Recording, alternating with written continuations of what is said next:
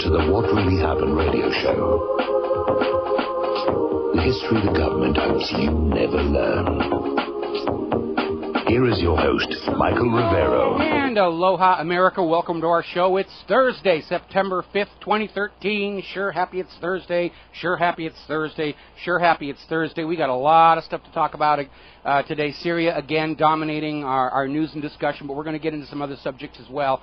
Phone lines are open, 800-313-9443, 800-313-9443. Manny's sitting in the control room, his hand hovering over that phone, ready to swoop down and grab it when you call on in with your observations. And we're actually going to start the show. We've got a little bit of good news going on here, because people are taking head counts in the United States Congress regarding this resolution for a war with Syria, and the numbers are trending downward.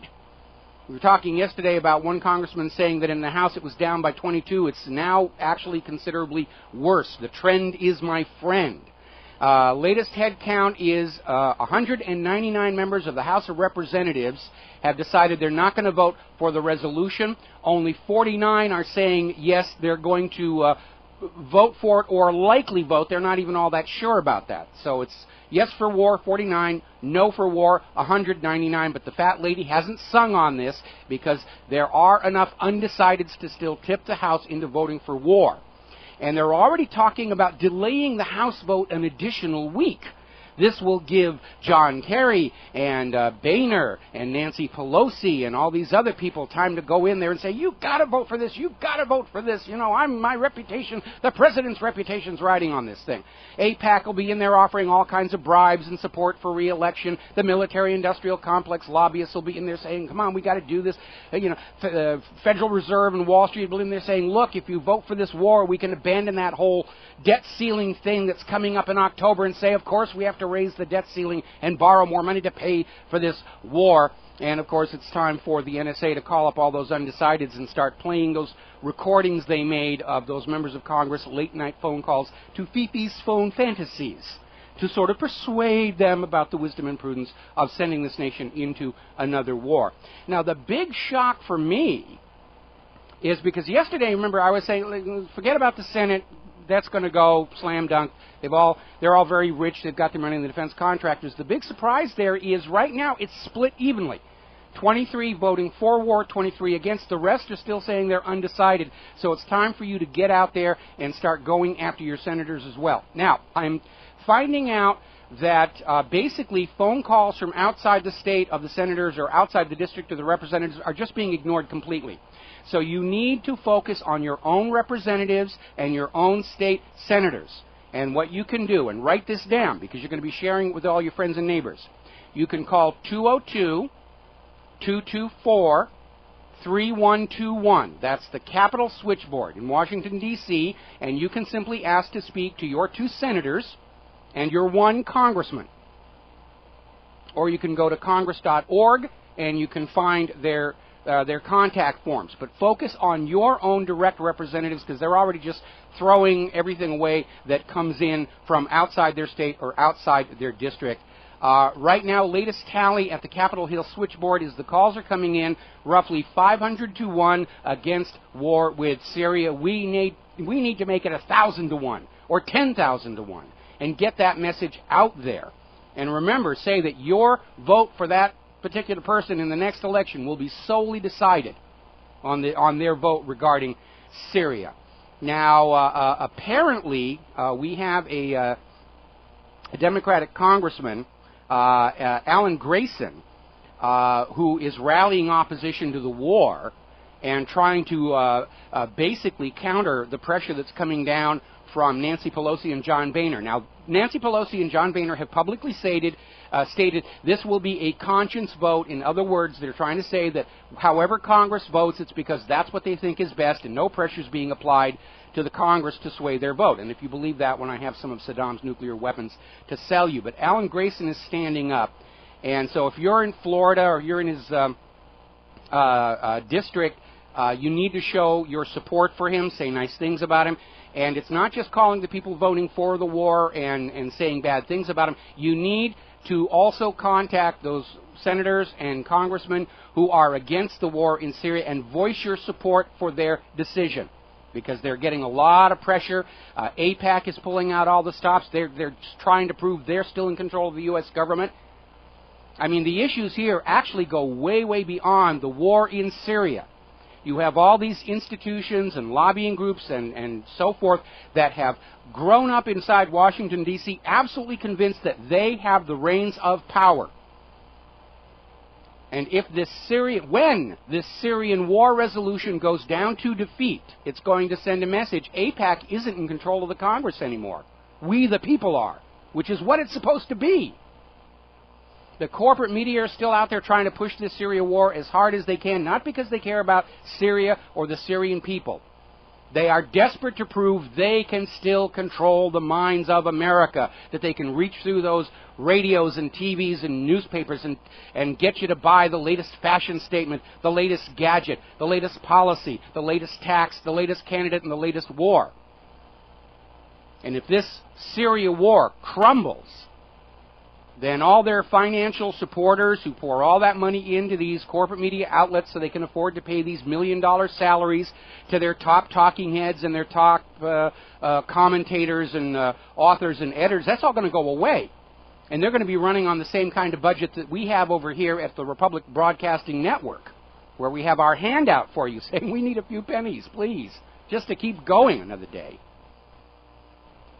So everybody is basically fighting to keep the world as it was 50 years ago, where the government would proclaim, the media would sell, and the American people would believe, and those days are gone. They still don't get it. Going to be talking about a little embarrassment to the French president further in the show. Obama is over there at the G20, and he has run into a brick wall. Basically, everybody is talking to is saying, do not attack Syria. Putin came out point blank and said, John Kerry is lying. He's lying. He knows he's lying, and it's very, very sad. Actually, it would be laughable if we weren't skirting the edges of a potential nuclear war. But looking at John Kerry's face in all of these recent hearings and everything, you can tell he's having his Colin Powell moment. And he is lying. He's absolutely, absolutely lying. Now, the American media is trying to make a big deal over a statement that Russian Foreign Minister Lavrov said Russia does not intend to fight a war over Syria, saying, see, we can go into Syria, we don't have to worry about Russia, we don't have to worry about anything at all. Well, tell that to the captains and crews of all those Russian warships that are now in the area. Because what Lavrov was saying was they don't intend to fight a war, but that doesn't mean they're not willing if they're pushed to it. Lavrov's comment is intended to send a message that Russia is not the belligerent in this case. Russia is not the aggressor. They are there in defense of international law, as Putin stated the other day. Now, given that huge buildup of Russian military forces in the area, it is clear that Russia will likely respond to an attack on Syria rather than wait until the United States forces are just 20 miles from Moscow, as happened with the Nazis in World War II. Now, the U.S. government likes to play poker, as John McCain demonstrated during the Senate Foreign Relations Committee hearing, which means they like to bluff. They live on the bluff. And they're probably thinking they can bluff Putin back down the way Kennedy bluffed Khrushchev during the Cuban Missile Crisis. But Putin is not Khrushchev. And the issues in the Mideast are of far more strategic and economic importance to Russia than the largely symbolic value that Cuba was to Khrushchev. And so I don't think he's going to back down. And I think anybody who is planning their strategy on that bet that Putin will back down may be in for a major disappointment. Of course, no big deal. They've all got those very comfortable, expensive underground bunkers that you paid for and will not be allowed into if they make a mistake and trigger a nuclear war, and they'll be down there saying, our bad. We messed up, didn't we? Yeah, it's okay. Now, I don't know if Putin plays poker, but I'll bet he's very, very good at chess. We'll be right back. Aloha, America. Welcome back to the show here, and we're talking about the trend in the Congress right now is away from war with Syria, but this is not over, which is why all of you Rivero's Rangers out there, we need you to keep up the pressure. We need you to ask all your friends and neighbors. Have it on a piece of information, the phone numbers, the URLs for the contact pages for your representative and your 2 state senators, and just keep up the pressure on the Congress. Because as of this moment, the numbers, the votes inside both the House and Senate are trending our direction. And we need to keep up that pressure. Now, that doesn't mean if Congress votes this war resolution down that we're out of the woods. Because Obama might just go back and say, I'm going to do it on my authority as the president, which he does not have. It's not legal. And, of course, the wild card in all of this remains Israel. I mean, AIPAC's out there screaming. We got a story about AIPAC a little bit further into about how they're out there saying, we've got to do that. Meaning you Americans have to go kill Syria for us. Constant caterwauling coming over from there. Israel wants the U.S. to attack all of Israel's enemies, one by one by one by one by one.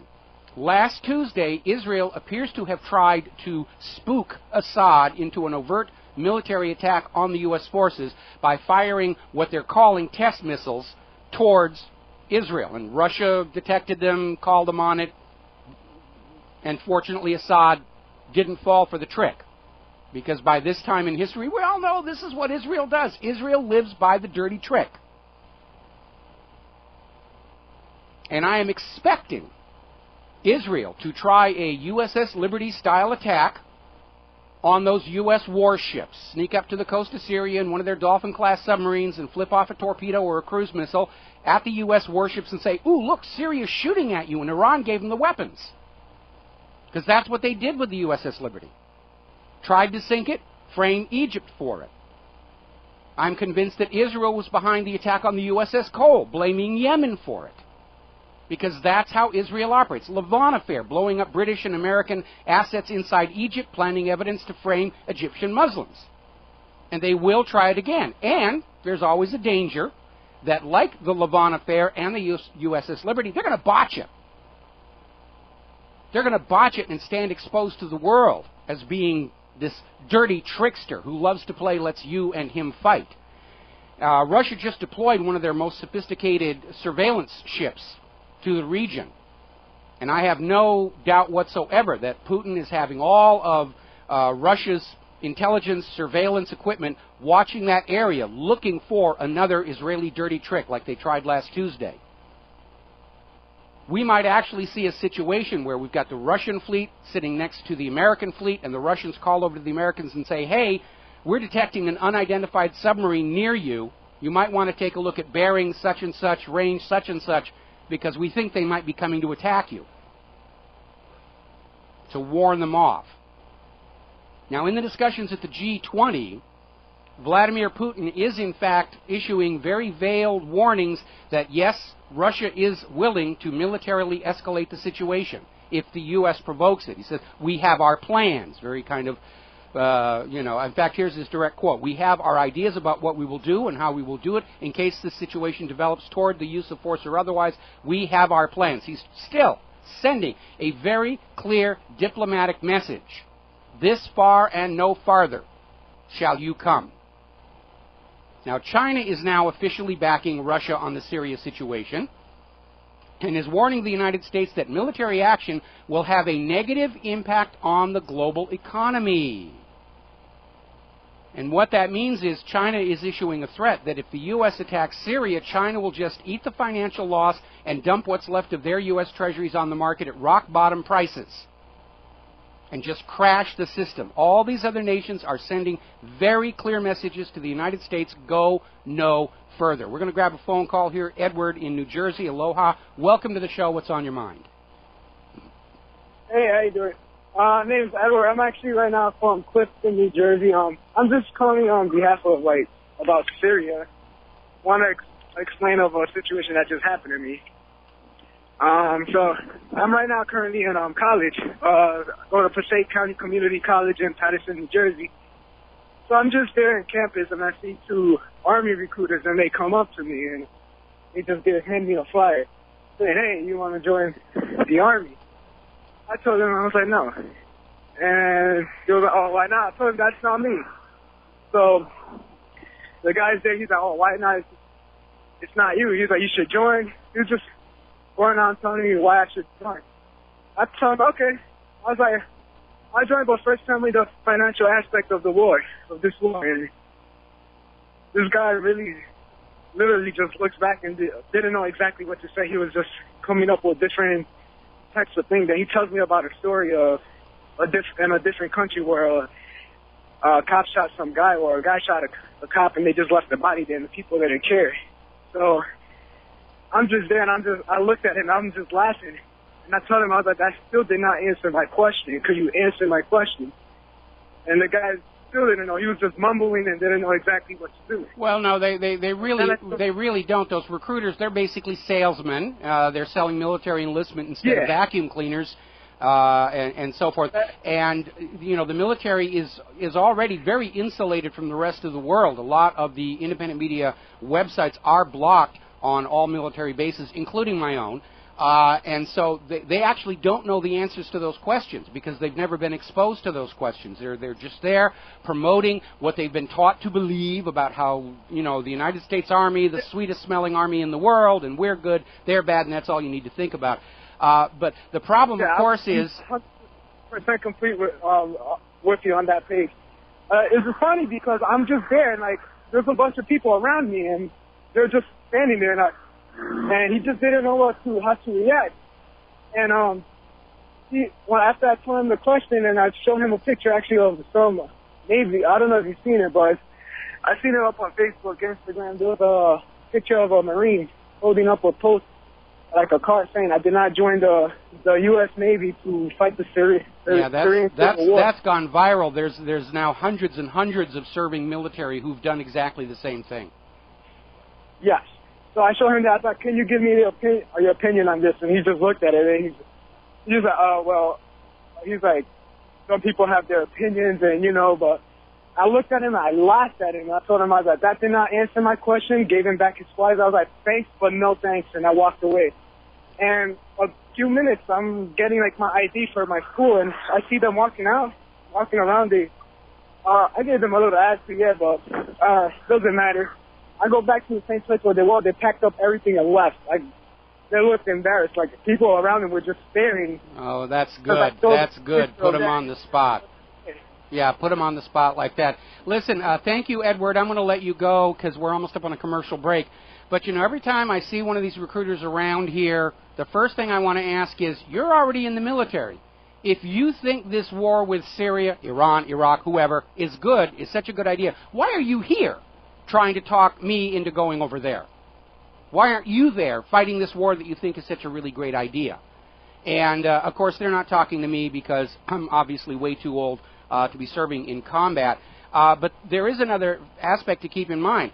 When this war situation escalates, if they succeed in getting this war escalating, there is a draft bill already sitting in committee in Congress. It's been there for a couple of years that will bring back the military draft, not just for America's young men, but for America's young women. They're going to be putting young women into combat. Probably not Obama's daughters, but they're going to be putting your daughters into combat.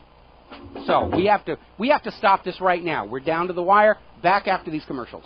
Hi, America. Welcome back to the show, and I'm keeping an eye on what's going on over on the corporate media, and apparently they're just concluding a joint Senate-House leadership meeting on Syria, and of course they're waving the pom-poms for war over there, and they're trying to basically sell this image. They're not coming out and actually saying it because it's a completely nonsensical thing to say, but they're trying to convey the impression that because they have a hand-picked sampling of the congressional leadership all ready to go to war, that this represents congressional approval for war, and it doesn't. The numbers within the actual rank and file of the House and Senate are trending downward on this. And they're just trying to sell the idea that there's already some form of congressional approval for a strike. Congress is not officially back in session until the 9th. And so it's just this hard sell that, yeah, we've got the congressional leadership approving. The congressional leadership does not have any more say over war with Syria than anybody else in the House and Senate. They all get one vote. Now, UN Ambassador Samantha Power has basically conceded there is no way the United States is going to get any kind of a resolution for military force against Syria through the United Nations Security Council. We know that Russia will veto, China will veto, probably other countries as well. International support for this disaster, this farce, is already falling apart. And they're trying to find some way forward. And so, again, we need to keep up the pressure on the members of Congress. Congress may well vote this down ultimately. That's the way the numbers are going. But that won't stop Obama from simply saying, I, as his supreme high dictatorshipness, will just declare war on Syria, which under U.S. and international law he does not have the legal right to do. Obama's the war criminal here at this point. And again, the wild card is Israel. I'm expecting them to try and fake some kind of an attack against the U.S. fleet or some other dirty trick to try and kickstart the war forward, because that's the way they like to play. We're going to grab a phone call here. Alex in Texas. Aloha, Alex. What's on your mind today? Aloha, Mike. I just was calling because I thought I just heard a kid call your show, saying that he was asking questions in regard to the financial aspects of the war to recruiters. Yes. Now, I just have a question. Is this going to wind up blowing up in their face? Because I don't think kids have ever asked that question before. Well, kids need to, and kids need to understand that those recruiters will say anything to get them to sign that form, and the courts have repeatedly ruled that promises made by military recruiters to inductees are not legally enforceable. So they can say anything at all, you know, yes, sign here, we'll make sure you're a nuclear technician and a rocket scientist, and then you wind up spending the entire war peeling potatoes. You have no legal recourse. I mean, and parents need to tell that to their kids and say, you know, these guys are just going to, their job is to convince you to sign those documents. No, and they'll say anything at all about what you're going to be paid, where you're going to be stationed, all of that stuff, and none of it is legally enforceable under current U.S. law. Well, Mike, I just want to commend you because that says a lot about the demographics of people who are listening to you. I mean, if a kid in college is calling your show to let you know what happened, it's obviously because he listens to you and he's paying attention to something or someone. And that's a very, very good thing. That's a very good thing. I know looking at the demographics for my website, the median age has been trending down over the last couple of years. When I first started this almost 20 years ago, basically it was people in their 40s and 50s and 60s, and now we've been getting them into the 30s and now down into the 20s. So the young people are definitely waking up to what's going on, and they don't want to go off and fight another war to make the bankers rich. And, you know, they don't want to spend the rest of their life working and sacrificing to pay off a by design unpayable debt. And I think it's a really good thing that young people are waking up to all this stuff that's going on, because absolutely. That's who we're doing this for. That's who we're doing this for. I'm an old guy. I'm not going to be around all that much longer. Anyway, we're doing this for that next generation coming on who deserve to live in a better world. You just saved that kid's life and whoever else listens with him. So I hope that, you know, if our thank yous are not enough, and I know they're not enough because they don't put food on your table or pay your bills, but they definitely keep your drive going, and I commend you for that, Mike, and I appreciate everything you do and your information. Good luck to you, sir, and be well. Hats off to you. Thank you. Thank you very much. Thank you very much. All righty. Now, as you're probably already aware, Putin is sending his own delegation of representatives to the United States to meet with the congressional members to try and present their case against war in Syria. This includes their 100-page report on the chemical weapon attack from last March that was being blamed on the Syrian government, and their analysis is, no, it was the rebels. And by the way, the United Nations came to exactly the same conclusion. But Congress is already putting up the walls. They don't want to hear any information that doesn't support their war agenda. And Speaker of the House John Boehner has flat out rejected a request from the Russian embassy to meet with their delegation. And that is a diplomatic faux pas. You generally don't do that. I mean, I can understand why Boehner is refusing the request. What's he going to say? You caught us. We're lying to start another war? There's nothing else he can say. Back to the phone. Shannon in Tennessee. Aloha, Shannon. Welcome to the show. What's on your mind? Hey, buddy. Hey, I've been doing what you've asked to do. I've been calling and writing to a bunch of these Congress critters and senators, and I even called McCain and Graham's office, and I asked the staff, I said, is the senator on SSRIs? I asked them, and of course they got kind of adamant about it when I asked them that, but I said, you guys are crazy. I said, this thing right here, you know, if McCain and Graham think this war idea is such a good deal, why don't they volunteer to help the IDF out? Because frankly, Americans are tired of their treasure and their blood being spilled for Israel and for the Middle East, and for Wall Street. Have no bearing on the average person in this life, and that they don't affect us. You're absolutely right, and people need to get on there. Now's the time to just push hard, and I'm calling them, and I'm going to keep bugging them. Don't use profanity and don't threaten, but on the other hand, don't be polite and gentle either, because at this point, this government is not deserving of your respect because it's clearly illegitimate and illegal. And we're in a fight right now to decide who's running this country, whether it's AIPAC and Wall Street, or if it's the people of the United States of America. Now's the time for us to reassert our control over this nation. And anybody in Washington, D.C. who doesn't like that, please have the decency to resign. Thomas in Sweden. Aloha, Thomas. Welcome back to the show. What's on your mind? Aloha, Michael. The last couple of days we had the psychopath in chief over here visiting us. Mm-hmm. And during a press conference, they asked him about this red line or the line in the sand thing, mm-hmm. and he said, "Oh, I never said anything like that." Mm-hmm. He's building his political escape hatch, is what he's doing. And because he's dealing with the reality, Congress might vote this down, and if he cannot get any international support, NATO's backed out. Powers has just said the UN is not going to support this thing. And if this Syria war crumbles, Obama's already trying to build his escape hatch so he can walk away from this and say, wasn't my failing. Congress let me down, and this red line wasn't mine. It was all the world's responsibility. He's already shucking the responsibility and blame for this onto the world and onto the Congress. Okay, that's all I had for you. Aloha to you and the listeners. All right, thank you very much here.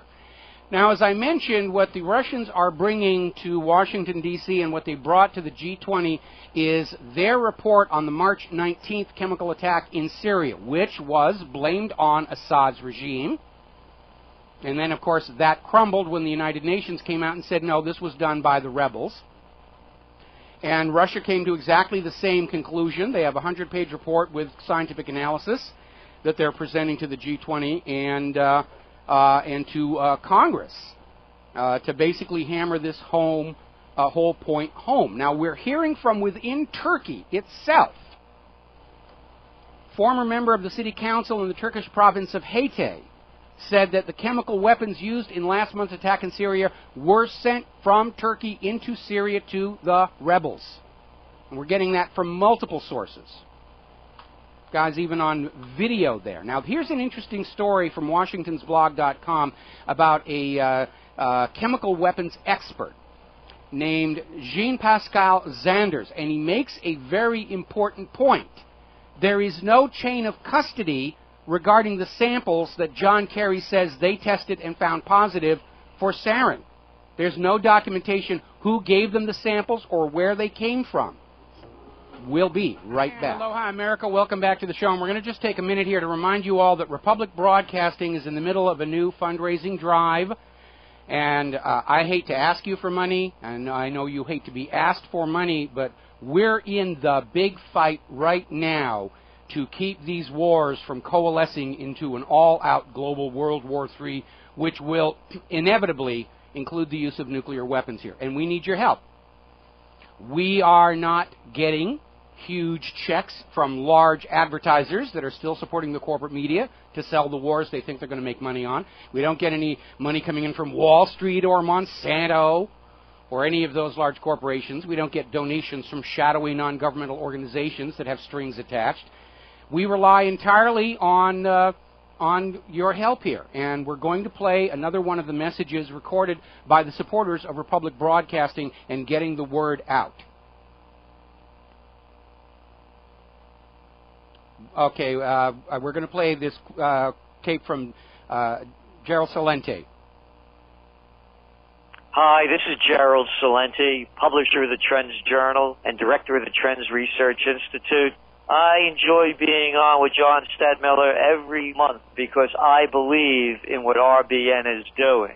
It's helping to let freedom ring. And to make sure it keeps ringing and it rings louder, I urge you all to consider donating to RBN to keep their voice ringing loud so that more people could tune in, hear it, and freedom and liberty could come back to America. So it's up to you. It's either more of the same or the next American Revolution. Go to republicbroadcasting.org and consider giving as much as you can, as often as you can. This is Gerald Salenti. The future lies in your hands. He's absolutely right about that. Just for a moment, stop and think about how many millions of dollars are being poured into this campaign to sell you more wars for the bankers. Millions of dollars. Israel, all by itself, is spending over $100 million to pay Israeli students to stay at home on their computers and prowl the internet to attack anybody who criticizes Israel's role in this war, criticizes Israel's handling of the Palestinians. All the defense contractors are pouring in huge amounts of money, millions of dollars, because they're expecting to make billions back from your future tax money. And so now's the time to ask yourself, how much are you willing to spend right now, today, to stop them? Because if everybody listening to this broadcast sends in just a little, just something you're comfortable with, you know, forego pizza and the six-pack on Friday night, but all united together is going to be a substantial amount of money. And look at the trending numbers in the House and Senate. We are winning this right now. And we can't stagger, we can't stall, we can't quit. We need your help. All right, we're going to go back to the phones here. We've got Richard in Florida. Aloha, Richard. Welcome to the show. What's on your mind? Hi, Mike. Listen, I noticed that nobody's mentioned, like even in the hearings and that they're just going to have, like, surgical strikes, you know what I mean? But they're going to be bombing them with depleted uranium, which is going to cause great sickness and birth defects and all that. Of course they will. Of course they will. And there's no such thing as a surgical strike. Supposedly the drones were supposed to be surgical strikes, but they're killing an average of 50 innocent bystanders for every one suspected terror suspect. And the reality is, since the end of World War II, more than 90% of the victims of wars are always innocent non-combatants.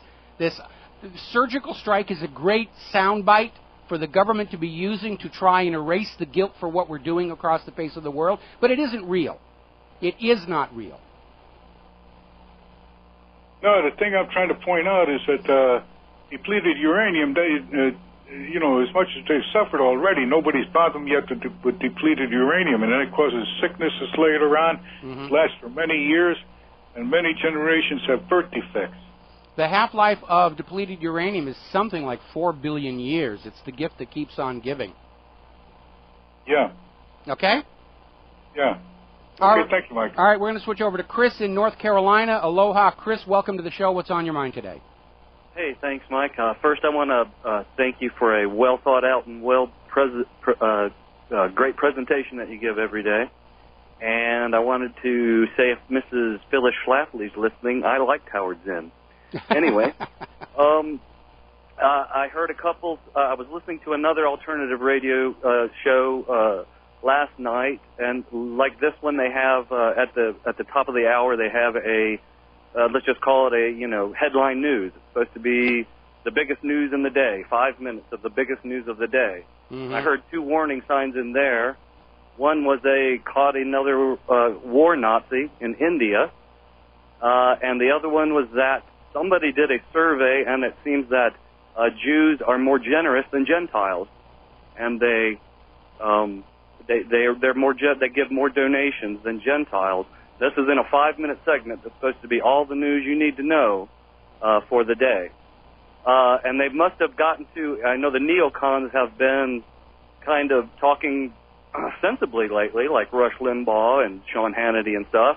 I listened to maybe 60 seconds of Rush Limbaugh today, and he was saying that, now he's saying that Obama wants the Congress to not let him go to war, because he wants that headline. He wants that headline to be the first president to ever be denied by Congress his want, or something like this. So no, what Obama is doing, and Policy Wonk, a couple of other places are already saying the same thing, and I was saying it earlier this week when Obama dumped it on the Congress. I think he's already looking for an exit strategy to get out of this. And it's not an idea that should be dismissed out of hand because, first of all, putting it on Congress, and then yesterday when he was in Sweden saying, it's not my red line, it's the world's red line, he's already building himself a political escape hatch to get out of this mess with his legacy intact. Right. Well, it was sounding to me like Rush Limbaugh was saying we need to go to war with Syria so that Obama can't have his headline that Congress denied him the, Well, that's a ridiculous reason to go to war. I mean, that's... Well, yeah, I'm just saying that AIPAC's gotten to him, or, the lobby has gotten to well, the neocons last week. Rush Limbaugh is one of those people who's paid millions and millions and millions of dollars to sell you whatever the people paying him the money want him to sell you. And and it's not working, by the way. He's losing audience like crazy. In fact, he lost his anchor station, I think. And, his audience is just a shadow of what it once was. But I think Obama is realizing that this Syrian war is going to stall over the objections of AIPAC and Israel and Wall Street and the defense establishment and the rest of it. And he's already looking to give himself an escape hatch, to get out of it and say, well, I tried my best, really, but it was the Congress, the will of the people, and so forth. And, that's all well and good if he wants to have an escape hatch. The important objective is that we stop this cascade forward into a new global world war. Again, the wild card is going to be Israel, and I'm expecting the worst from them. Okay? I agree. Thank you so much. All right, switch over to Alan in California. Aloha, Alan. Welcome to the show. What's on your mind? Hey, Mike. Just wanted a couple of things. First off, you remember a week or back, you were using the terminology "jump the shark"? Yes. Okay. Recently, I've heard one of your people, I guess, Alex Jones, use "jump the shark." Well, it's not original with me. It goes back to the TV series Happy Days. I realized that. Okay. It was just kind of interesting that I know you give him credit on your show for some of his articles and talking, but they don't mention you. Well, Alex Jones and I, we have a love-hate relationship. I mean, he was the guy who got me into my first talk radio show over at the other network, which shall not be named. And we were really good friends, and I have a lot of respect for him. But we split up over the issue of Israel because he's a supporter of Israel. There's a video on YouTube where he says, I support Israel no matter what. And when he started saying anybody who criticized Israel was mentally retarded, that was a personal attack on me. And that's when I left for greener pastures, which I found over here at RBN. Yeah, I just thought it was funny because evidently someone over there is listening to your program. Well, I know they read my website. I do know that. Yeah. We got to take a break for Phyllis Shapley and some commercials, and we'll be right back. Can I give you one more real quick? Can you hold through the break? Aloha, okay. Welcome back to our show. Hour number 2. Latest count from Capitol Hill. In the House of Representatives, 204 representatives going to vote no for war in Syria, just 46 saying, yeah, maybe. Keep up the pressure. Don't quit. The first one that quits will lose this. Back to the phones. Alan, you had one more comment you wanted to make. Yeah, and hey, that's good news, that last tidbit you had there. Yep. I'm at work, so I got to make this quick and get off, but I will be sending in a donation, and I advise everybody listening to do the same. We got to keep true news available to us. My second point, Mike, was I know you and a lot of people use the term corporate media. Maybe we should add state into that terminology. Well, we know that from Operation Mockingbird and various other programs run by the government to control that corporate media. The reason we call them the corporate media now is because they are no longer the mainstream. Polls continually show that most Americans are getting their political news from the internet, from the independent media, from the blogs, which is why, Congress is being flooded with all these phone calls saying, you guys are full of bovine excrement on this whole Syria thing. And it's got to be a heck of a wake-up call. And like I said, the corporate media is desperate to prove they can sell this Syria war because when it falls apart, their financial backers are going to start looking for more appropriate places to be spending their money. Yep, you said it, but corporate media is one terminology. State media is a whole different thing. Mm-hmm. You know what I mean? Well, there's definitely a lot of overlap because the media, of course, has to fulfill the wishes of their corporate owners. And, of course, they are infiltrated by Mockingbird, military intelligence, other operatives, and everybody's sort of warring in there over whose agenda gets put on the air, and truth and facts, sort of get lost in that whole melange. Yep, and we suffer. Yes, we anyway, do. I'll let you go. I will send in my donation, and everybody else do the same. We got to keep true news alive. It's dying. It's dying on the vine. We got to keep it going. Yep. Thanks, Mike. For want of a nail, the kingdom fell, and so forth. There you go.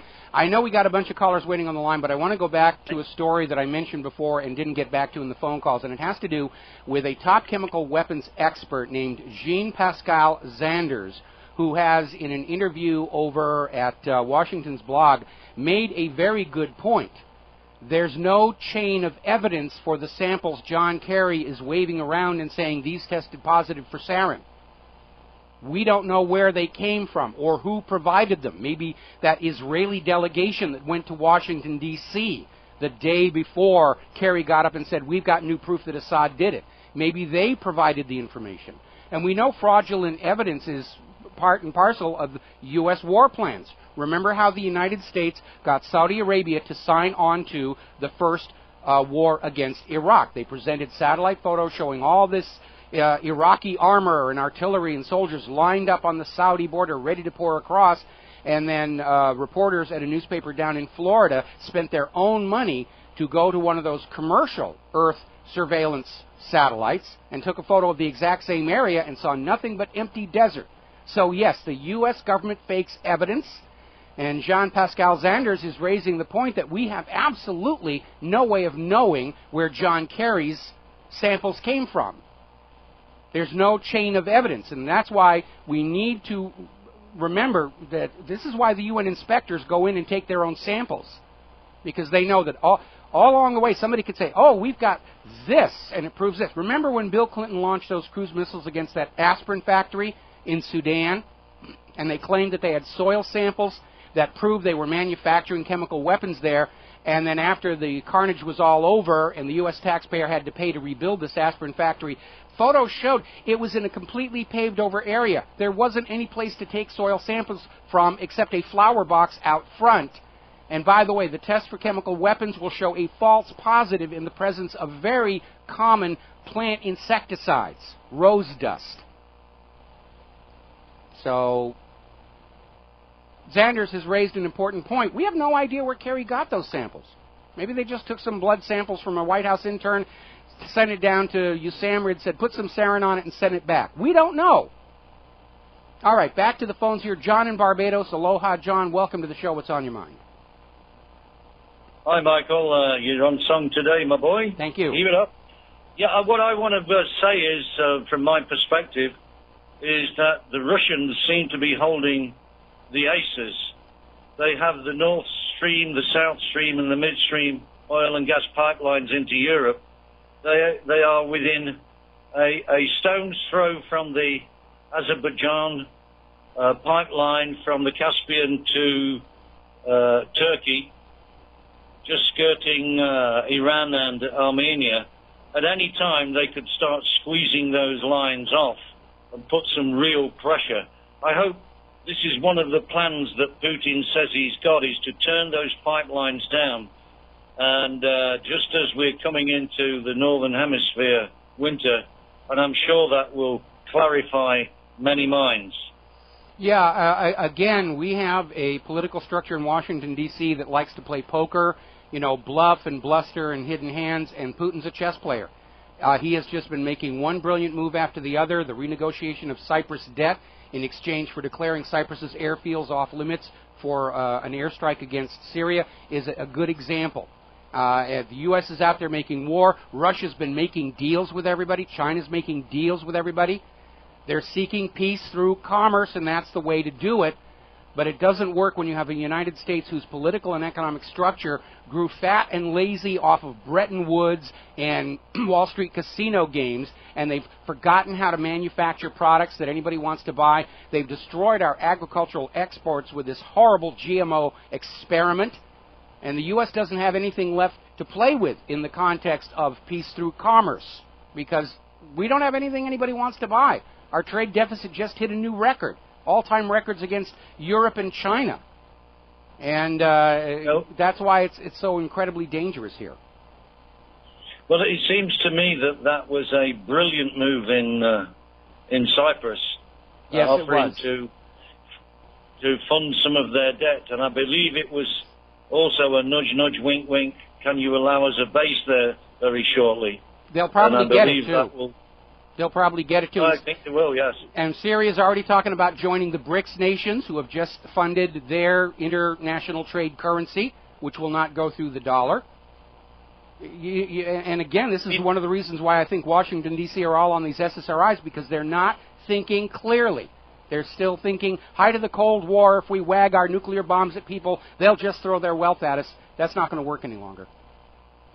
Well, I did hear through the grapevine that actually the BRICS nations have been holding conference talks in St. Petersburg ahead of the G20 and are formulating plans. It seems to me that there is a real push now to knock the American dollar off its perch as the world's reserve currency. Well, that's on the agenda. That's on the agenda at the G20. Obviously, it's now been pushed to the back of the agenda, but they are going to be talking about it at the G20. That the time has come for the U.S. dollar to surrender its position as the mandated global trade and reserve currency. And of course, the instant that happens, the party is over on Wall Street. But if we're faced with a choice between a global nuclear war and seeing the U.S. financial system and federal government crash, obviously I lean toward the latter. Yeah, well, it's the big news. Brzezinski's chess game, his chessboard. I think he's playing a grandmaster when he's playing against Putin. Absolutely, absolutely. Putin has done everything right. He's getting a lot of support even from here in the United States of America. He's the only adult right now on the world stage here. He's got a crowd of spoiled children crying and whining and blubbering around him, and he's the only one trying to calm it all down. John, we got to let you go here. Got to take a commercial break, and we'll welcome back to the show here. The phone lines are just loading up. A lot of angry people out there, and I'm getting a lot of email from people saying, yes, I just contacted my representative and my 2 senators, and I just sent in the logical fallacy of this whole Assad thing and a reminder about all the false flags used to start wars. We got to keep up the pressure. The numbers are trending away from support for the war against Syria, and we need to keep up that pressure. We need this voted down in Congress so that if Obama goes ahead with an attack anyway, he is clearly a war criminal. And again, behind that, we need to be ready for Israel to try a USS Liberty-style attack against the U.S. warships to get this thing going. By the way, do you remember when there was the sinking of that South Korean ship, the Cheonan? And they said, oh, North Korea did it, North Korea did it, North Korea did it. And they hauled up the remains of the torpedo from the bottom of the ocean there and presented it next to a blueprint of a torpedo used by North Korea. And they said, see, it's got a round thing on the front and a propeller on the back and some fins. That proves North Korea did it. And looking carefully at the remains of the torpedo in the blueprint, it was obviously not the same torpedo. And it turned out the torpedo that had been used to sink that South Korean ship was a German export design that North Korea didn't use. And so, again, I'm expecting someone to try and fake an attack against the U.S. forces or some other dirty trick to get this war going. And it may already be too late, because with support for the war in Syria in Congress very clearly trending downward. And by the way, Obama is canceling his planned trip to California after the G20 so he can stay in D.C. and try and rah-rah the Congress up for this whole thing. But with the Congress definitely trending away from supporting a war with Syria, Assad has no reason at all to launch an attack against those U.S. warships. He's already fending off, with the aid of Russia, with the aid of you and I, he's fending off a direct U.S. attack. And so he doesn't have a reason to launch an attack against the U.S. warships. All righty, I've kept you all waiting long enough. Scott in Wisconsin, thank you for waiting. What's on your mind today? Scott, hey, Mike. There you are. How you doing there, brother? I'm feeling a lot happier today than yesterday. I'm a man of hope, and I'm a man of peace. But Mike, let's look at the track record of what's going on. Where was the Congress, number one, when they went into Yemen, bombed with the drones? Where was the Congress? Let me repeat that again. When he went into Libya without Congress's approval, where was the Congress at? Mike, this is nothing but a puppet game that this wicked government out there is messing with your head, my head, and the American people. The facts are, you just got all that machinery, and we talked about this in the past, over there in that water, and it's building up. You have, I repeated this last week, you have Israelis preparing the people with gas masks. And then you have, just the other day, Mike, U.S. and Israel with their testing of the knockout Patriot missiles over there in Israel. Mm-hmm. If you look at the situation, I would love a war not coming. Yes. I want peace. But I'll tell you something. When you just said a little while ago, it might be too late, Mike, I believe that it is too late. And I think people better get prepared, because I just saw this morning from Iran, the Iran president said, we will stand with Syria to the end. Thanks for taking my call, Mike. I'll get off here so that these other people can call in. I love you, brother. Okay, well, Iran is going to say that because Iran and Syria do have a mutual defense treaty, and they tend to keep their word about such things, unlike the United States, which keeps abandoning all these various treaties like the Non-Proliferation Treaty and the Strategic Arms Limitation Treaty and the rest of that. But I disagree with you. I concede that somebody can get this war going regardless of what we the people want. But by pressuring Congress to vote against this, we will take away the moral and legal authority if Obama commits to war. And that's an important thing, because if you go back and you read The Art of War by Sun Tzu, he makes a very important observation in there. The army that believes they have the moral law on their side is generally the army that wins. Now, we went into Iraq because we fell for that incubator hoax. We went into Iraq again because we all fell for the nuclear weapons hoax.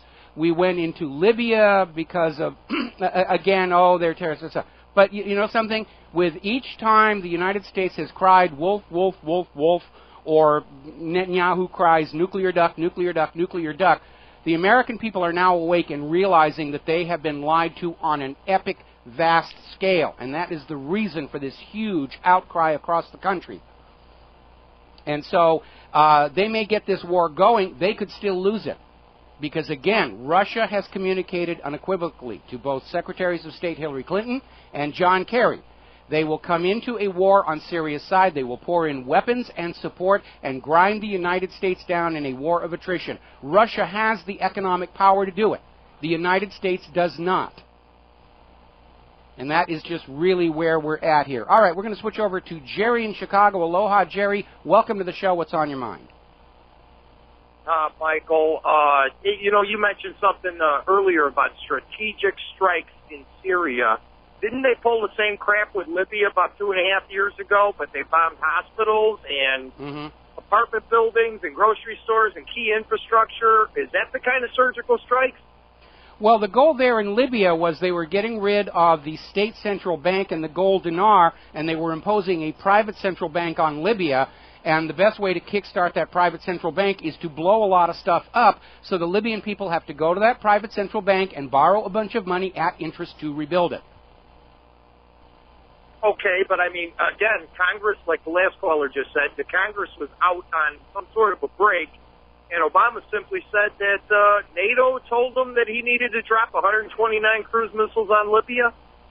I think he did have NATO support for that, but NATO isn't supporting Syria, the United Nations isn't supporting Syria. Obama is standing all alone on this, and, you know, if he goes forward with this attack, if Congress votes down the war resolution and Obama goes forward with the attack, he is going to carry the historical label for that, and that's the end of any kind of a positive legacy. And presidents in their second term, they're always worried about their legacy. How will history remember them? And you know, right now I'm sure that's weighing very heavily on Obama's mind. I think that's why he's trying to build an escape hatch to get out of this if he decides he needs to. Well, I think his legacy is going to be that he wrecked this country. Of course, he had a lot of help with guys before him, all the way back to at least Roosevelt. Well, you know, Obama is still living in an age where he figures that his presidential library is going to write and promote his legacy. But again, you know, right now the people, because of the internet, the independent media, we're writing our own history from our own perspective. The old homily that history is written by the victors, that too has gone the way of the dodo bird. And if you ever visit any of those presidential libraries, they don't get a lot of business anymore. They really, really don't. I remember one time, and I forget the reason why, but I went to visit Nixon's presidential library, and it was deserted. You know, we walked around, took a look, and said, "Okay, that's it. We can say we went." And that was the end of it. But history is not being written by the victors any longer. It's being written by we, the people, who have to live through it. I got you. Mike, thanks a lot. You do a great job. John's going to get my donation as soon as it clears with PayPal. Thank you. Excellent, excellent, excellent. Thank you very much. I'm going to switch over to, no, we're coming up on a commercial break, and I don't want to rush you. We got 2 more callers waiting on the line, but we're going to take a commercial break here. So the U.S. is out there screaming about sarin gas. Do you know that the U.S. actually used sarin against deserters in Laos during the Vietnam War? One more reason they don't have the moral authority to scream at other countries. We'll be Aloha, right America. back. Welcome back to the show. The phone lines are still full. Matt in Ohio. Aloha, Matt. Welcome to the show. What's on your mind? Hey, Mike. Thanks for taking my call. I had a quick point. You know, I found it's the conspicuous lack of any allegation of treason on part of U.S. officials supporting, you know, what's Al-Qaeda or certainly associated forces openly, publicly in Syria. Now, in 2012, Congress codified that very group, Al-Qaeda and associated forces, as the enemy, capital E. Now, that invokes a legal significance. And folks like Lindsey Graham and John McCain, who both voted for that law, when they go over and break bread with these guys and lobby to give them arms and money, that is aid and comfort under any definition, I would think. These guys why are these guys not on trial for their life? You know, I think it's a very, very good question. I think the distinction is that the Al-Qaeda, nudge, nudge, wink, wink, that are being supported by the United States are working for U.S. interests. They're a conveniently declared enemy when they can be used as a justification for invasion. But Al-Qaeda isn't really, you know, a real group. It's simply a label put onto the other side. It's a label that was created by the United States because Al-Qaeda's literal translation is the base, and it's thought to have originated with the database of the original Mujahideen fighters in Afghanistan that worked with the United States against the former Soviet Union. But in Arabic slang, Al-Qaeda means the toilet. And Arash Al-Qaeda means I'm going to the bathroom to do what you do in a bathroom. And so that alone tells you that the whole name was come up by somebody who wasn't really all that familiar with the Arab culture. So basically they're the bad guys when we need an excuse to invade a country or we need them to destabilize a country that we're going to take over. And if they're working on our side, like in Syria, then all of a sudden they're the good guys and, you know, flipping back and forth and they get money. So whether or not you could say it was treason, it all depends on how unified you think Al-Qaeda is, and they're already breaking it into all these little groups. There's Al-Qaeda in the Arabian Peninsula, there's Al-Qaeda over here, there's Al-Qaeda whatever. In order to actually try a member of Congress for treason under the law, they would have to be giving direct aid and comfort to somebody who was at that point in time engaged in conflict with the United States. And I think on that technicality, McCain and his friends are going to skate clear. Okay, that's interesting.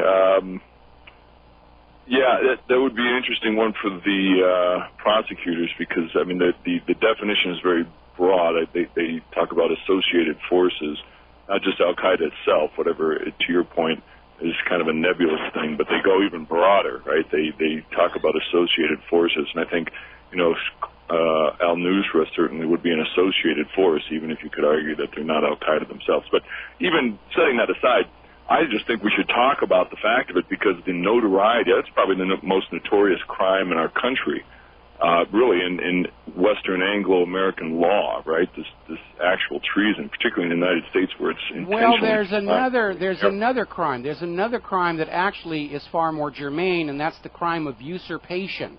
And basically it means that when somebody is given authority over an asset and uses that asset contrary to the designs of the owners of the asset, that's the crime of usurpation. It's a crime under maritime law, and it basically means if your politicians are taking your tax money that you pay for schools, roads, and hospitals, and instead they spend it to prop up Israel, prop up Wall Street, and fight these wars, that is usurpation. And it is a real crime, which is why it's in the Declaration of Independence. When a long train of crimes and usurpations, and it would be far easier to get a conviction against these members of Congress and the President for usurpation than we would regarding treason. Okay, that might be, I think that's pretty much it. Great show, Mike. I like your coverage. I hope that we can avoid this one. It really looks like, I agree that Russia and China certainly are highly incentivized to avoid any war right now because it doesn't help them. It can only hurt them. But it looks like they're preparing to wage it if it's brought to or if it's forced upon them, so to speak. Yes. And that's very worrisome. Yes, so because they're not going to go back to a world dominated by Bretton Woods and the U.S. dollar and the petrodollar. And if there's going to be a war, they're not going to wait until the U.S. forces are marching across their border. And that's exactly what's going on. We're going to switch over to Tony in Indiana. Aloha, Tony. Welcome to the show. What's on your mind? My call. Thanks, Mike, for taking my call again. Great show as always. Real quick, getting to this Syria thing, Mike. The theory is with the UN, they protect against unlawful invasion. Where is the UN when it comes to a mostly foreign, hired mercenary army backed by multiple countries to invade a sovereign country? Where is the UN when it comes to that, Mike? I'll hang up and listen. Thank you. Well, you're absolutely right. The problem is that the official position of the United States of America is that Syria is in the grip of a civil war, that it's a purely internal struggle between the Syrian rebels who are striving to break free of the evil tyrant, and so forth and so on. And so the UN's charter only allows intervention in the case of a true humanitarian disaster. The United States, of course, in the Security Council is going to veto any resolution seeking to get this under control. But the reality is 95% of the Free Syria Army are not Syrian. They are hired mercenaries from other countries who are being paid and supported and supplied by the United States for a covert overthrow of Syria. And it's been dragging on for close to 3 years, which is why they're trying to ratchet it up, because they have to get Syria in order to get into Iran, and that, of course, is the big payoff for all of this. Okay? Alrighty, let's see. We're going to go to David in South Carolina. Aloha, David. Welcome to the show. What's on your mind today? Aloha, Mike. Thank you for taking my call.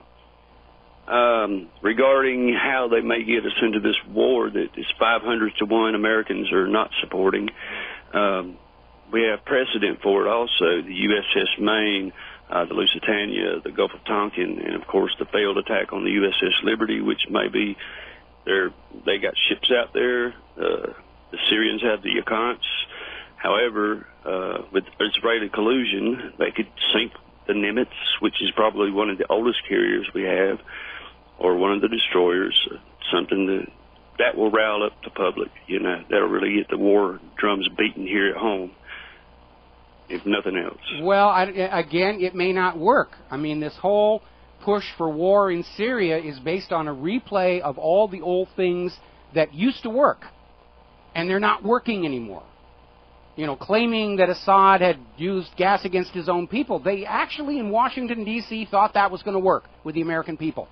Must have been a big surprise when it didn't. And so Israel's got to be thinking about, can we go out and attack another U.S. warship and claim somebody else did it because they botched the first one, and we know all about it. So they're probably going to go ahead and try anyway, but again, the question is, would they be believed? And right now, with the numbers in the House and Senate clearly trending away from passing that Syrian resolution, why would Assad attack a U.S. warship right now? He doesn't have a reason to. He's already getting what he wants, which is to avoid a direct U.S. invasion. That's what I was talking about. It'd be a false flag in the first place. Oh, but yeah, I guarantee you. Definitely Definitely hope you're absolutely right, and great show, and I really appreciate all the hard work you do, and you have a great day. All right, thanks an awful lot, and I think Don in Ohio is next. Don, aloha, welcome to the show. What's on your mind? Yeah, I'd just like to add something to the 252 lies that Obama did. And I mean, I think these are all impeachable offenses here, but one I did not see there was that before he, when he was running for president, he said that, this was in Colorado, he said that he would, all the unconstitutional executive orders that Bush passed, he would reverse them. And look what's happened. I mean, the guy is a habitual liar. Another thing, if he does go ahead with bombing of Syria, he can be considered a war criminal, too, because right now those weapons are not being used. And as soon as you bomb some of those chemical warehouses and stuff like that, that's going to release a lot of chemicals. Mm-hmm. And he'll be the one that's poisoning the people. Well, you're right on the second one, but on the first one, you need to understand that promises and claims made during political campaign speeches are considered an expression of free speech. The courts have actually ruled that politicians can lie during their campaigns, and that's just free speech because it's just an opinion. And in point of fact, there is no legal foundation for holding a candidate to anything they say while they're getting elected. So that's not, it doesn't rise to impeachable offense. I'm sorry. There's a lot of other things that Obama has done which are and should be impeachable. That's not one of them. Got to take a break for commercials. We'll be right back. Welcome back to the show. And once again, we're going to remind our listeners that the Republic Broadcasting Network is in the middle of a fundraising drive. We're in a very, very tight fight to head off this global war that all the money junkies seem to want. And they're throwing millions of dollars at the talking heads to sell you this war because they know they're going to make billions back from taxes from you and your children and grandchildren and great-grandchildren and great-great-grandchildren, because that's the scam that worked the last 2 times, and they're getting ready for the 3rd time's a charm. So we've got another recorded message. This one is from Tex Mars. Hello, friends. I'm Tex Mars. I understand that RBN is having a financial problem now, and I want to help out. I'm going to personally give. And would you also give? Think of all of the wonderful programs at RBN. I'm on many of them myself as a guest, and I would hate to see RBN not exist. Wouldn't you? Wouldn't you hate to go to your computer and it's just not there anymore? We've got to help RBN. Wonderful programs, patriotism, pure American truth, RBN. You can make a donation by credit card or PayPal. Simply go to republicbroadcasting.org. Thank you. I'm Tex Mars. All righty, so it is that important. We're in the fight not just for the life of RBN, but for the life of the United States of America as the republic we were all taught we were living in. And now we're learning that we are not. We're going to go back to the phones here. John in Kentucky. Aloha, John. Welcome to the show. What's on your mind? Aloha, Mike. I just wanted to point out that there have been these massacres in Syria. One today, there was 24 Kurds killed on a bus. They're all beheaded, including a mother and her young baby. But there was a Christian village that was attacked, Malula. That is the only place on earth that speaks Aramaic. Oh, boy. It's like a national treasure. It's back in more stable times. It was a place where tourists would go to and so forth. And this thing is being destroyed. And when we call our Congress people, I think it's important to emphasize that we're supporting the wrong side here. We're supporting people who behead bishops, who demolish all these minority cultures throughout Syria. And I think they might respond to that if we point out that these fanatics are killing Christians. Well, it gets even worse than that. That we're getting these videos that are coming out from Syria where the hired mercenaries they literally kidnapped 2 children and wanted to trade them as a prisoner exchange for some of the captured mercenaries. And when the negotiations broke down, they just gunned these kids down and put it on video and put it out there to say, see what we'll do if you don't do what we tell you. And that's why we know this is not a real revolution. Because a real internal revolution needs the support of the general population, and you don't do anything that wrecks that popular support. Imagine George Washington and Thomas Jefferson trying to kick the British out of this country by going around and burning down colonial schools and churches. It wouldn't have worked. And so the fact that these hired mercenaries are behaving like terrorists proves they are not a genuine popular uprising. They're just getting a paycheck to go in there and do the dirty work for the United States of America. And Israel and Saudi Arabia. Exactly. Yeah, it's odd that Al-Qaeda has never opposed Israel. Yeah, you noticed that, haven't you? Yeah. All right. Thanks a lot, Mike. All right, thanks an awful lot. And I want to go back and retouch on a story I was mentioning before we went to the break at the bottom of the hour here. The U.S. is out there saying, oh, sarin gas, evil, evil, evil. The United States itself has used sarin gas. Back during Vietnam in 1970, in Laos, a lot of U.S. servicemen were deserting the Vietnam War. They realized it wasn't about bringing democracy or any of that other stuff, and they simply walked away, and they had basically established a little sort of a camp, a town, a village across the border in Laos. And reporters were starting to sniff around and want to talk to these American servicemen who'd walked out on the war. And the United States did not want it known that there was a massive desertion problem, just like there was a massive fragging of officers problem going on there, plus all the drug use and everything else that was happening.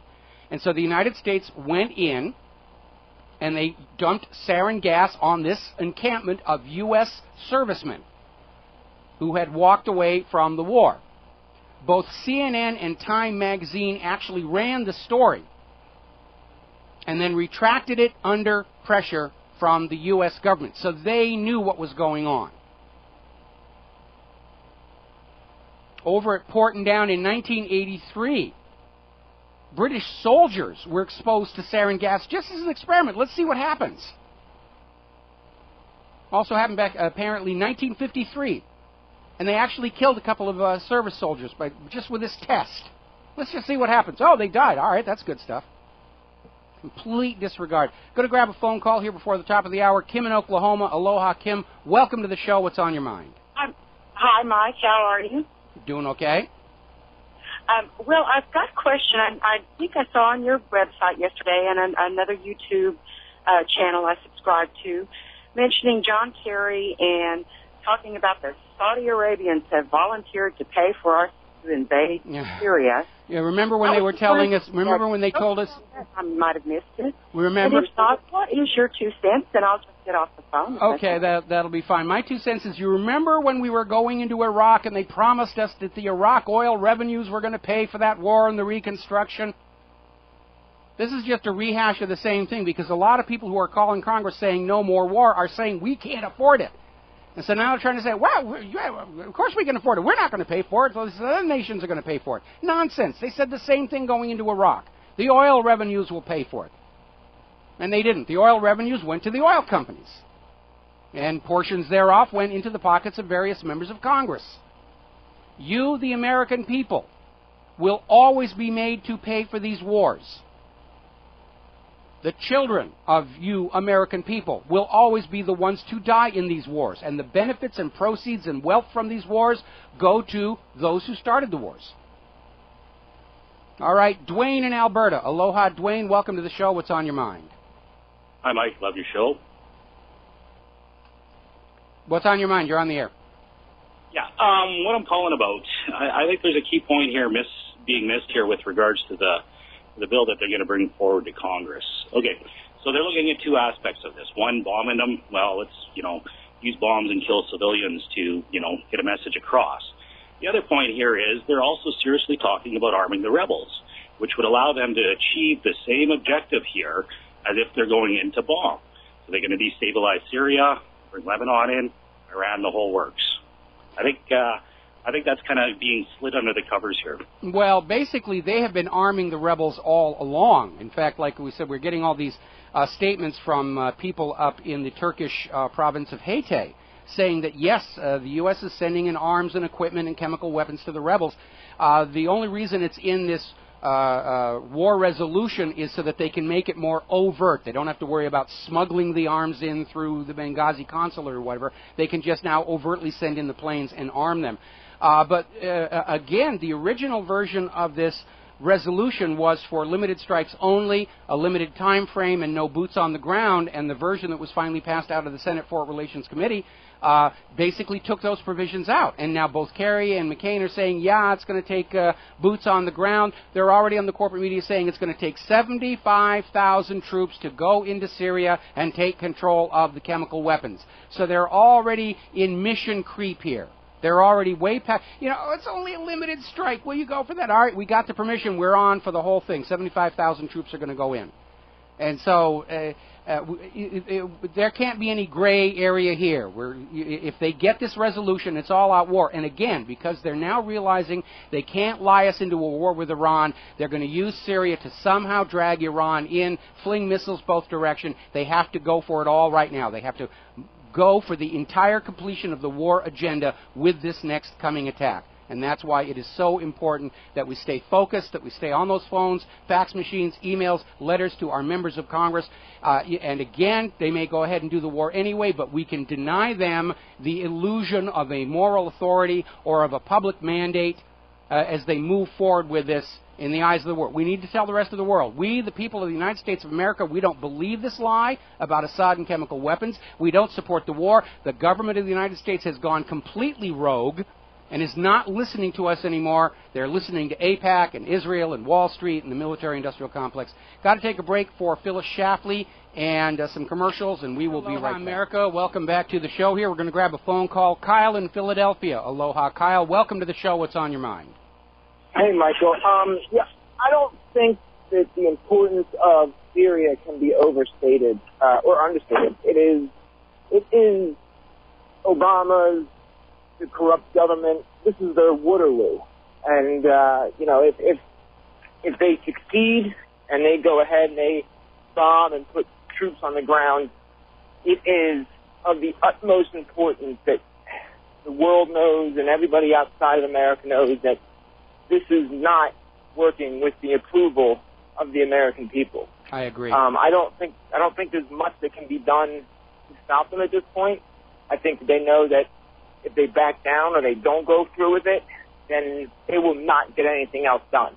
If you give the American people a victory like this and we're able to stop them from invading Syria, then there's no telling what, it's that one ant who stood up that one time. And then they won't stop there. They'll keep going. They'll roll on to everything else. That's exactly right. That's exactly right. I mean, this is a fight literally for the soul of the nation right now. We, the people, are standing up and saying, we are in charge. This is our country. It doesn't belong to Wall Street. It doesn't belong to Israel. It doesn't belong to AIPAC. It belongs to we, the people. And we're standing up and saying, we're going to do that. But you're right. It is a watershed moment. Because if they get this war going in Syria, either through congressional vote or Obama attacking on his own or Israel tricking us into war, that's basically, we're going to be into the whole thing. They're going to go right into Iran. We'll wind up with a war with Russia and China. They're going to go all the way until they lose or they use the nuclear weapons. If they stumble, if Syria, if the push for war in Syria is derailed, then war with Iran is pushed way off, and we're going to start seeing more and more nations dropping the dollar, moving over to BRICS, moving over to the yuan, and it's just going to be this long, slow crash of the U.S. financial system, and it'll take the federal government with it. And there's one other factor that the people in Washington, D.C. have to be considering right now. The American people are awake. They're very angry. They know they were lied to about Saddam's nukes. They're now aware they were lied to about Assad using these chemical weapons. And now they're starting to say, what else were we lied to about? And, of course, we're here less than a week away from the anniversary of 9/11, and everybody's getting ready to go back and put out that information about that lie. And we're finding an American public that knowing they were lied to about Saddam's weapons of mass destruction, knowing they were lied to about Syria's use of gas, now they're willing to look at the evidence they were lied to about pretty much everything. 9/11, torpedoes in the Gulf of Tonkin, ratification of the 16th Amendment, and they're coming to the realization it's all been a gigantic fraud perpetrated on the American people. What I compare it to is Mike Tyson. And the reason why I say that is, in his prime, Mike Tyson won most of his matches before he got in the ring. People thought that he was undefeatable. They would walk in scared. They wouldn't even want to face him. But after the first time he got knocked down, that was the last time he held the belt. Once they knew that there was a chink in the armor and that people could stand up to them and people could take him out, it was over. His career was done. And that's the same exact situation as our government. That's a very good analogy. Our government's been surviving on its reputation and its illusion, and that's now gone, because one of the most important aspects about what's going on here with regard to forcing Congress back on the push for war in Syria is the fact that, I mean, for the last almost 20 years that I've been doing this, and I'll talk to people and they say, yeah, we know this stuff is going on, but we can't do anything about it, and we are in the process of proving that proposition completely wrong, because we are, in fact, doing something about it, and at this point, we are succeeding.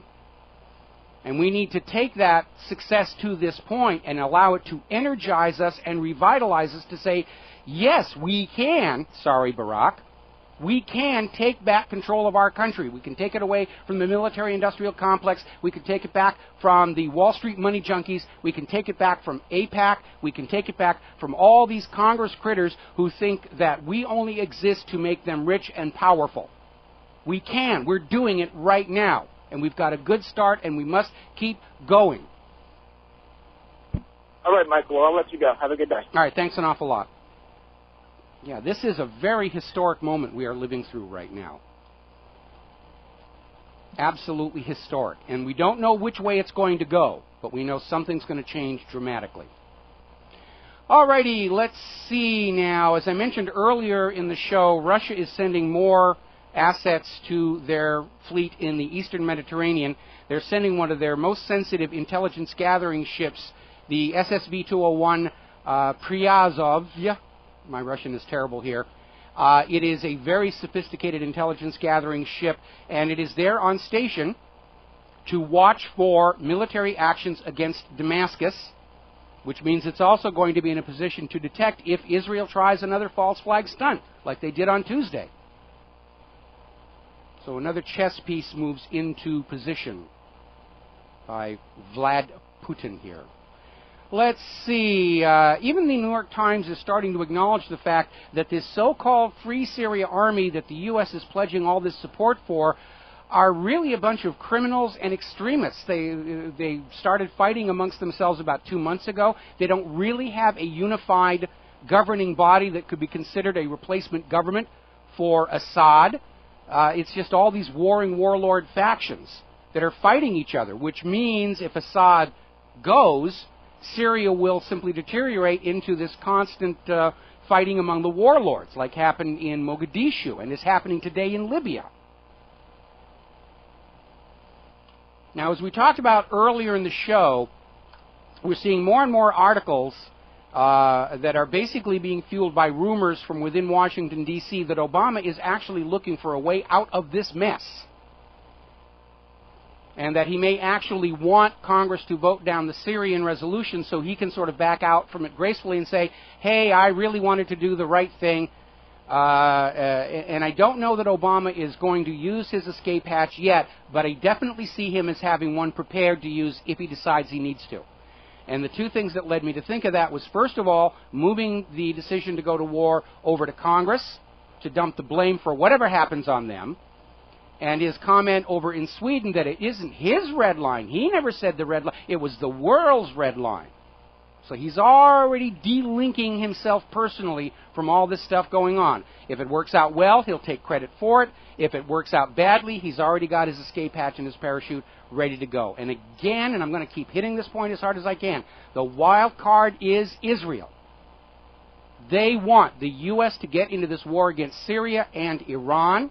They are desperate. They have already tried what appears to be a false flag stunt with the launch of those so-called test missiles trying to spook Assad into an overt military attack on the U.S. fleet, at which point Obama would say, all right, Syria's attacking us, the war is on. I don't see Israel waiting to see what Congress does, especially with the vote counts going away from the Syria resolution. By the way, CNN's got their own vote count out there, and it's rather widely away from some of the other vote counts that we're seeing coming from other organizations. They have the Senate voting yes on the war resolution, And they're saying only 100 members of the House of Representatives are going to vote it down. And they're listing everybody else as undecided. So they're even trying to skew these things. They're just out there with this hard sell, going to Syria, going to Syria, going to Syria. Now, interestingly enough, Sheldon Adelson, we've talked about him. He's this huge billionaire, had all these casinos in Nevada, apparently is under prosecution in China for bribing government officials. He was pouring all kinds of money into Mitt Romney's campaign last year. Now, all of a sudden, he's buddy-buddy with Obama.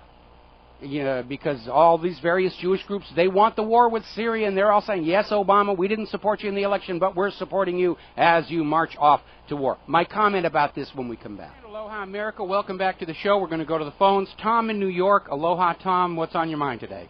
Hi, Mike. I'd like to ask you a question about some news reports that I've seen where Obama possibly may have backed off from starting the war in Syria and going it alone because many of the troops, significant numbers of troops, made it known that they were not going to fight this war. That's certainly one possible aspect. We've seen all those pictures of service people in their uniforms with the sign in front of their face, I didn't join up for it. Obama is looking at a potential mutiny within the ranks of the military forces. He could trigger an actual mass public uprising among the citizenry in this country if he continues to pursue this course, and that's another reason why he wanted to wrap himself with a cloak of legitimacy by getting Congress to vote it through, because then it would be legal under the War Powers Act. But it's looking more and more like he's not going to get it.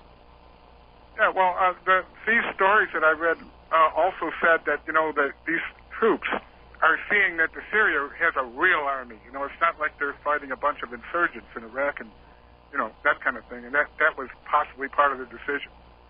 I rather doubt that's a significant factor. I think most of the people in the military are just understanding after all these wars, it is obvious who the aggressor is, and that is not what they signed up for the military for. They signed up to protect this nation against foreign enemies and invasions, and instead they're being just sent all over the world to crush any nation that dares refuse private central banking. As we mentioned yesterday, if you go over to the websites for the IMF and the World Bank, Syria's debt to them is zero. So of course we've got to invade and plunge them deep into debt.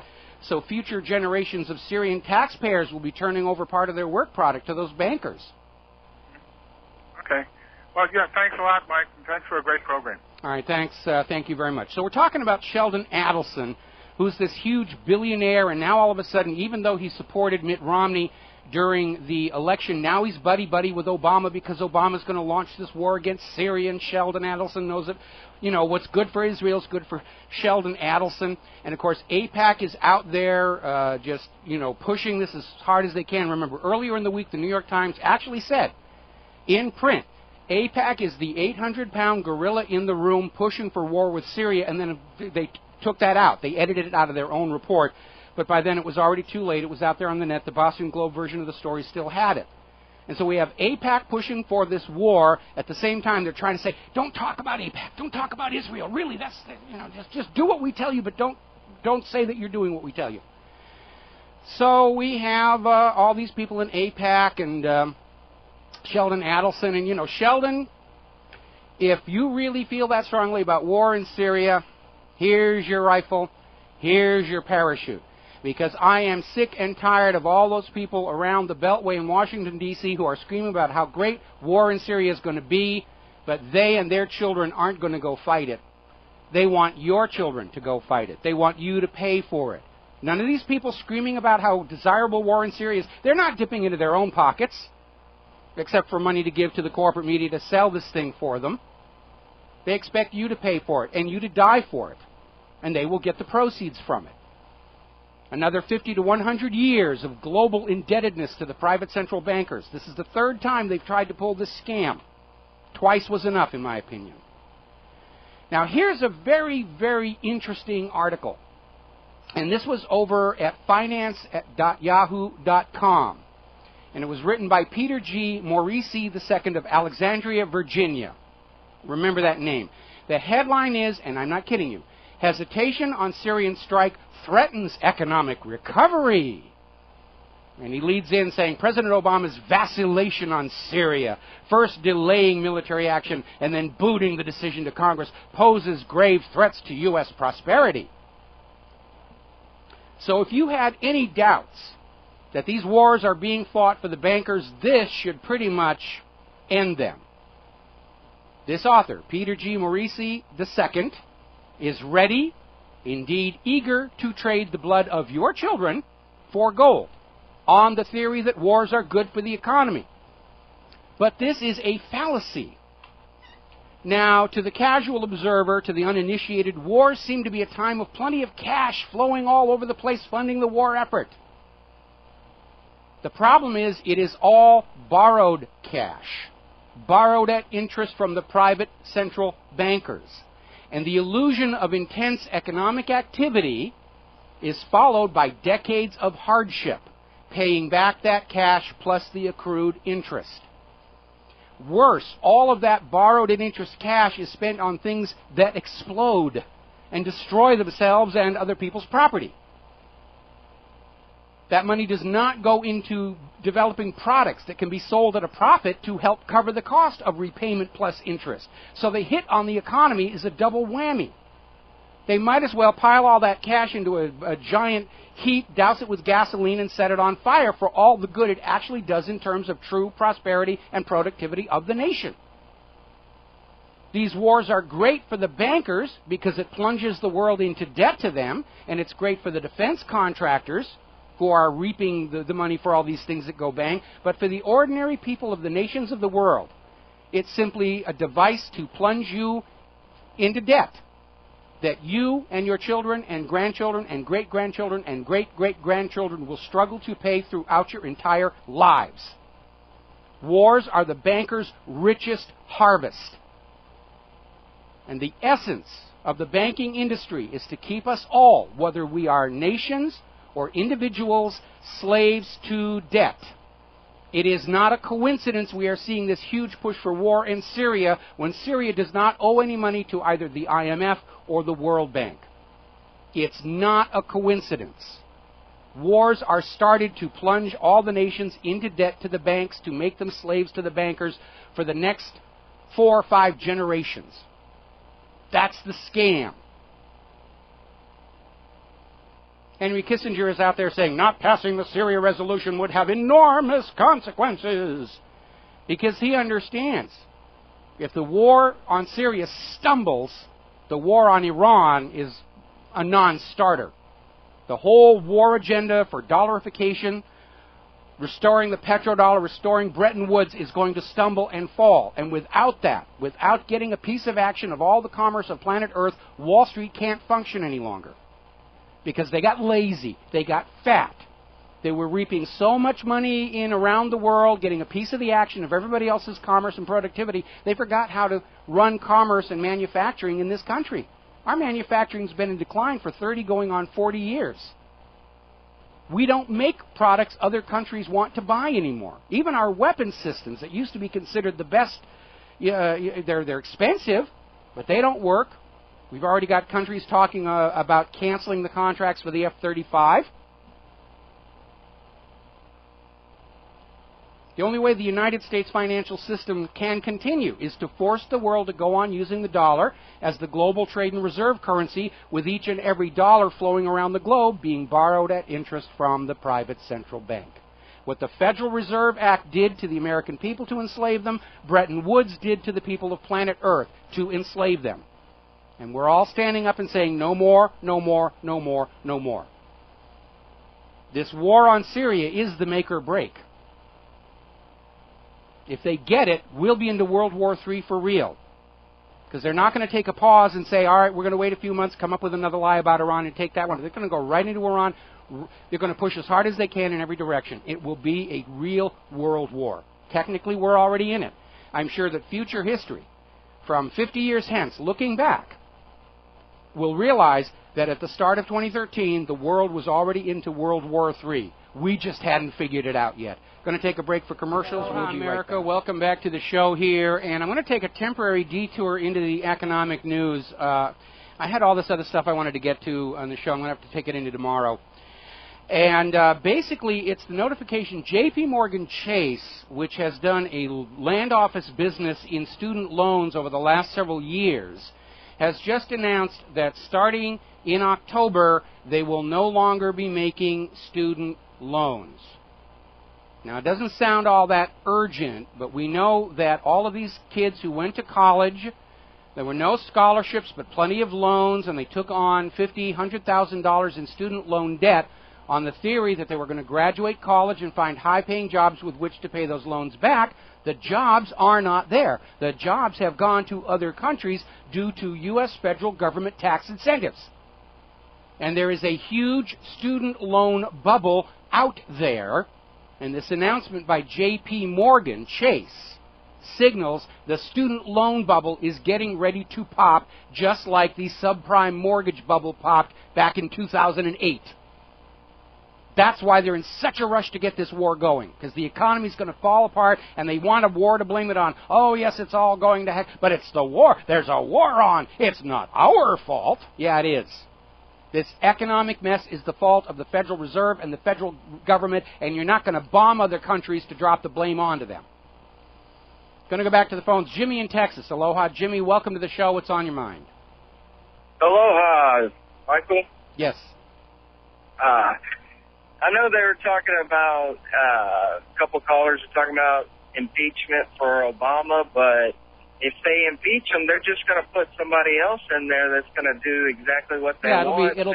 It'll be Joe Biden. It's not Obama. It's not Obama's fault. It is a systemic problem. It's not Obama that has to go. It's the entire federal government and Federal Reserve system, because right now, at this moment, U.S. government debt adds up to about $1 million for every American family. You are not going to live long enough to ever be able to pay back all this money the government says you owe on their behalf. The only way that you are going to have a life of some prosperity for yourself and your family is for this government to follow the Soviet Union into the dustbin of Cold War history. And that is just the way it is. Yeah, I saw on the news today that the president of Russia, Putin or whatever, he said that Kerry was a liar, and then John Kerry's, I guess, secretary or whatever, I forgot her name, but she was saying that Kerry fought in wars, and he's used to people saying stuff like that, but I thought he was a film guy in the war. Like, I didn't think he had a rifle or anything. He was just shooting film. Look, just because you've been in a war doesn't make you any more or less honest than anybody else. Yeah, you know, and looking at Kerry's face over these hearings in Congress and his press conferences, you can see it in his face. He knows he's lying. He knows he's been ordered to lie to the world, and he's not entirely comfortable with that.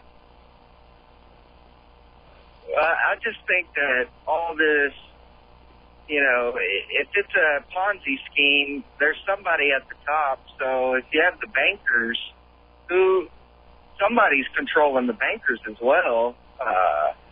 And if anybody works at, you know, any retail shop, you know, I've worked at a retail shop and I came across a few credit cards. When you swipe them, you know, they do something funny.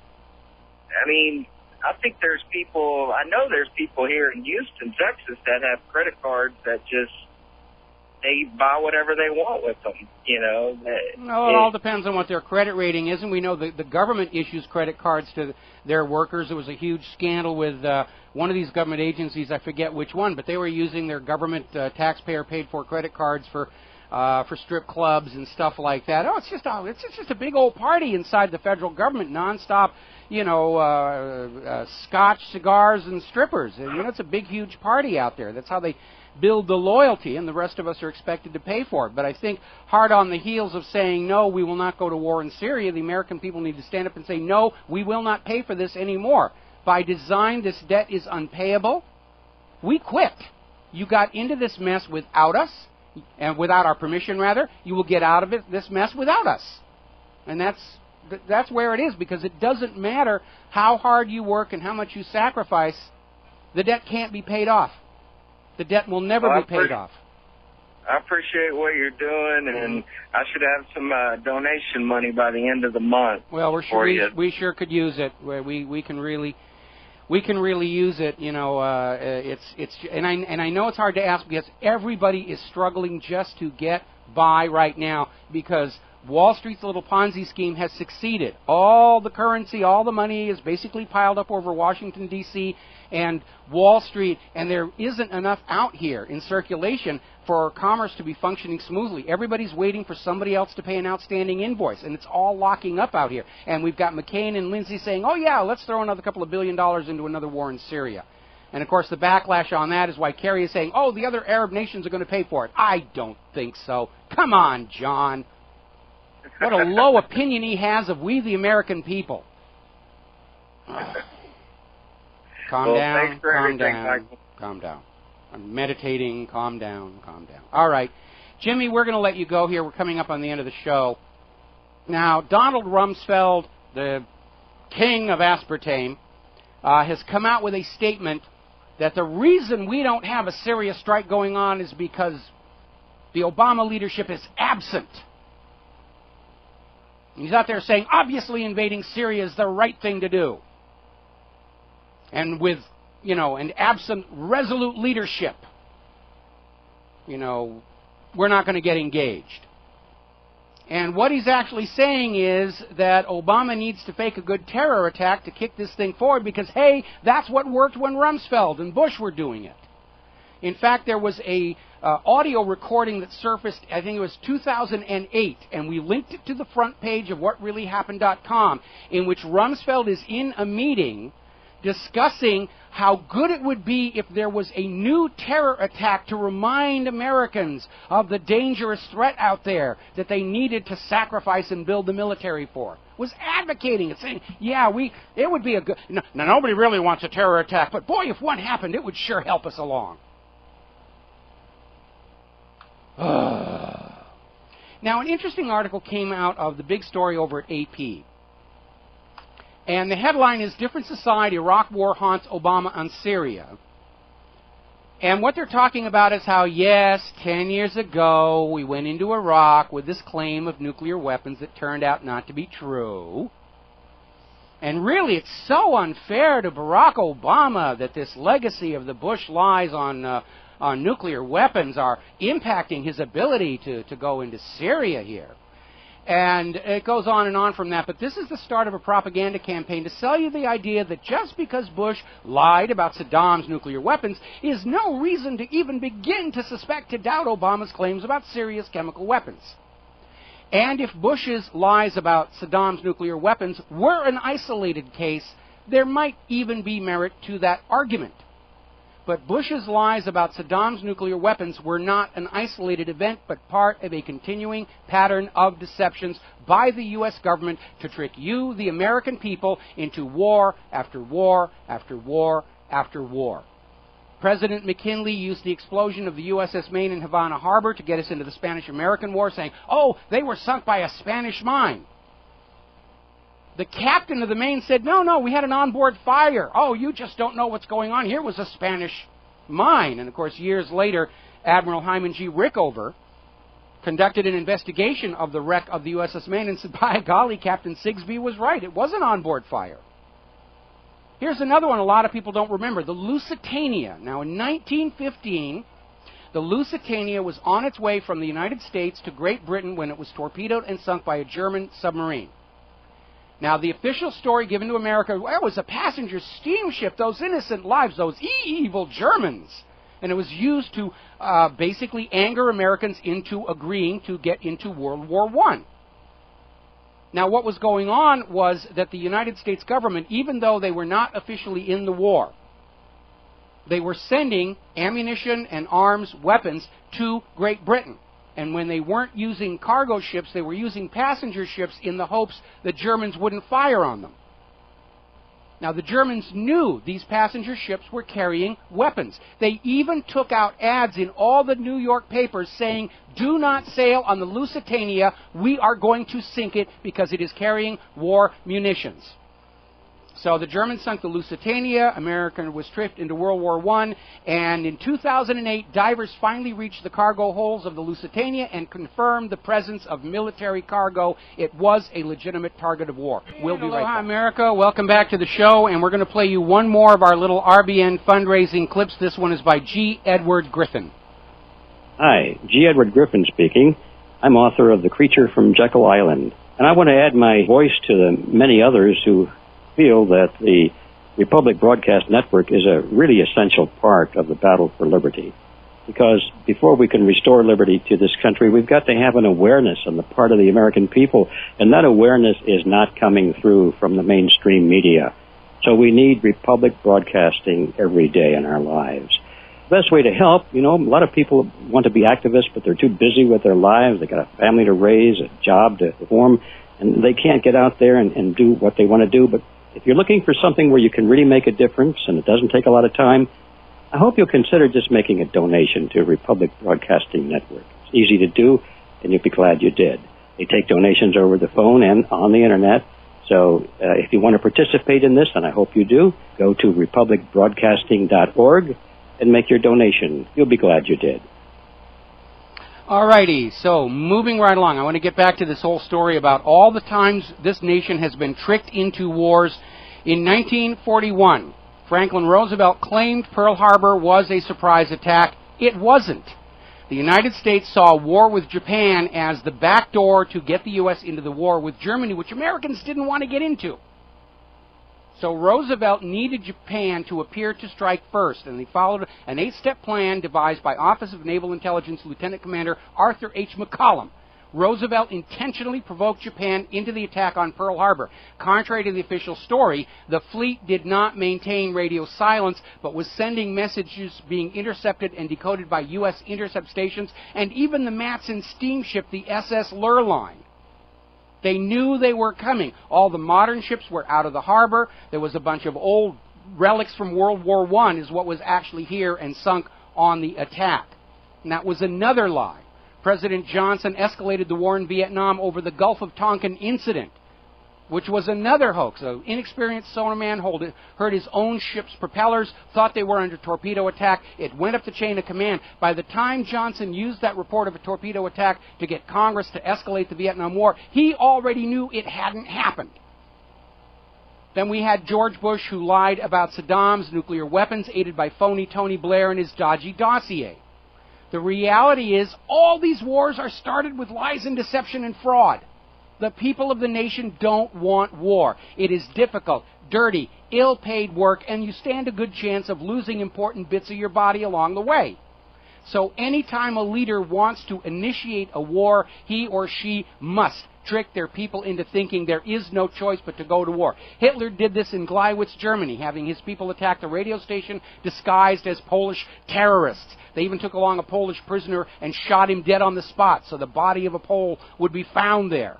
The following day, Hitler told the German people they had to invade Poland to fend off another attack, and Germany and the world marched into World War II. So no, Bush's lie about Saddam's nuclear weapons is not an isolated incident, nor is Obama's lie about Assad using gas on his own people. They are business as usual for the United States government, following a glorious and bloody tradition.